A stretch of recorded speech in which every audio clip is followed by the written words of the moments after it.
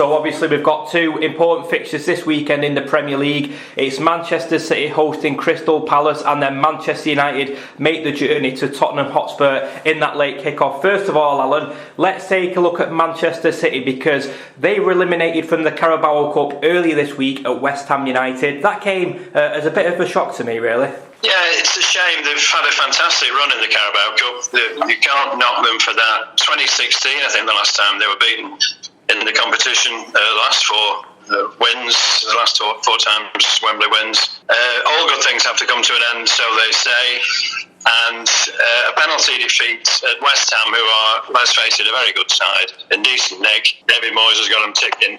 It's no shame, but interestingly, this Palace visit, it's Pep's 200th Premier League match in charge of City. 2016 is when he rocked up to the Etihad. The Betfred odds of reward for this one, City are very prohibitive, as you can imagine, Mark. 1-6, 15-2 the draw, and 20-1 about Palace, who were a similar price. You might remember a couple of seasons ago when Andros Townsend hit that worldie in to beat the Blues. So you never can tell in footy, but City look pretty impregnable, I would have thought. 1-6 to celebrate Pep's 200th Premier League game in charge. Yeah, I mean, you're looking at this fixture and it's got the potential to be a banana skin. Like you said before, Townsend putting in that stunning strike from about 30 yards, unstoppable really. Do you think City will bounce back from that midweek defeat, or do you think this could be a banana skin? No, I do think they'll bounce back. I've seen them a few times this season. I was at the Southampton game, which wasn't too fabulous, but the Leipzig performance, some of the away performances in Europe, they've looked pretty slick. They murdered Chelsea 1-0, if that doesn't sound too daft. And I think they should have beaten Liverpool at Anfield. So, I think they've been in pretty decent nick. They switched the pack around a little bit at West Ham. Cole Palmer got a start. I thought he did very well. He looks very promising. So that's one for the future. They give it a good go, but I don't think they'll be absolutely broken-hearted to be out of the League Cup. They've had a fantastic run in it, as I say, and dare I say it, bigger fish to fry. That Champions League Holy Grail still remains there, tantalising for them. Yeah. So I do expect them to bounce back. I do, yes. Yeah. Patrick Vieira's very well with the Palace, but I do expect City to win this one reasonably comfortably. Well, like you said then, the Champions League is the number one priority for Pep Guardiola's side, but you're looking at Manchester United now. They're making a trip to Tottenham Hotspur in that late kick-off, and for Ole Gunnar Solskjaer, he's still in charge despite the 5-0 defeat against Liverpool last weekend. Should he still be in charge, Alan, or should they be looking elsewhere? Mark, don't ask me a tricky one, will you? Why don't you? I don't think I better say too much on this one. Fred might be listening. Listen, I would hate to think that Ole Gunnar Solskjaer was going to leave his job, lose his position or whatever. I want United to turn it around.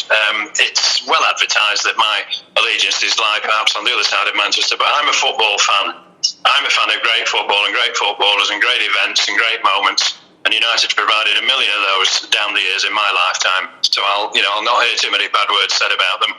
I just hope he can turn it around. Of course I do. If he doesn't, then I guess we know the kind of pressures he's going to be under. Yeah. I was really shocked, as many of your listeners, I'm sure, were, with what happened last Sunday. A few of the lads in the office are big United fans. They foresaw the disaster that was about to come. I thought, well, no, it's a 50-50 really. It's a huge game. Anything can happen. But they feared what might happen, and it in fact came to pass, which is very unfortunate. The thing that surprises me is the lack of confidence in the team. They've got players that have been at the sharp end of European finals, World Cup finals, won Premier Leagues, all sorts, you name it. And they looked shot. They looked absolutely shot of confidence. Yeah. And that is a surprise for me. And they've got to put that right pretty quickly.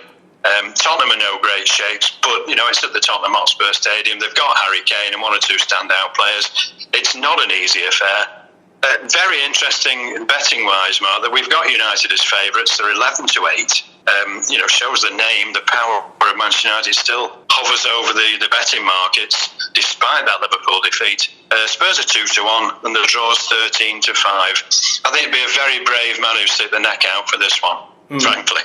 was going to say, you're looking at that defeat last weekend, and if Manchester United do want to bounce back, they couldn't really ask for a better game at the moment, because Tottenham, like you said, no great shakes, so, they've got a chance of winning, haven't they? Of course they have, a very bright chance, and as I say, the bookies are good selves. We've got them at 11 to 8 favourites. We think a win for United is far more likely an outcome than any of the others.